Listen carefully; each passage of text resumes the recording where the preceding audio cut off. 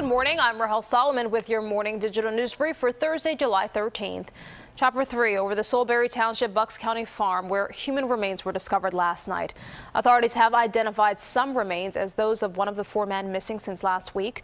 Cosmo DiNardo, seen here, is the son of the property owners and is back in custody on charges that he tried to sell the car of one of those missing men. Former Port Authority official David Wildstein will spend 3 years on probation for his role in the Bridgegate scandal. Several witnesses in the case testified that Governor Christie knew about the plan to close traffic lanes at the George Washington Bridge as political payback to the Democratic mayor of Fort Lee.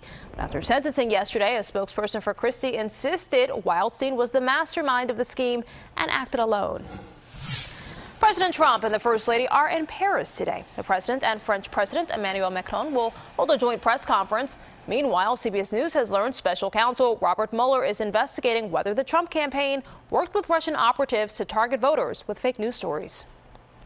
Now let's get a check on the forecast with meteorologist Katie Failing. Katie, it's another hot day, maybe our hottest yet. Indeed, and I think it will in fact be the hottest day that we've seen, at least of this particular stretch here, Rahel. So as a result, we do have a couple of heat alerts to tell you about here. In that hot pink shaded area, you've got an excessive heat warning. So that's primarily the urbanmost corridor here, Philly, surrounding vicinity, and then a heat advisory for the entire rest of the region, save for the Lehigh Valley and Poconos. You're not included in this, but it'll still be hot for you too.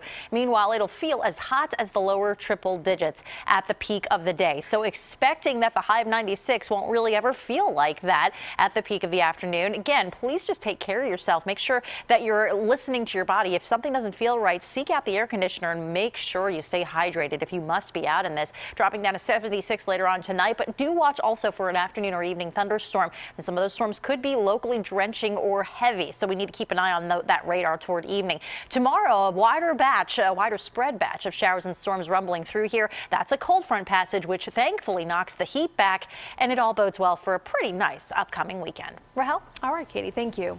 And remember, you can always get Katie's most up-to-date forecast and the latest stories right here on CBSPhilly.com. That's the latest for the Morning Digital Brief. I'm Rahel Solomon. Good morning.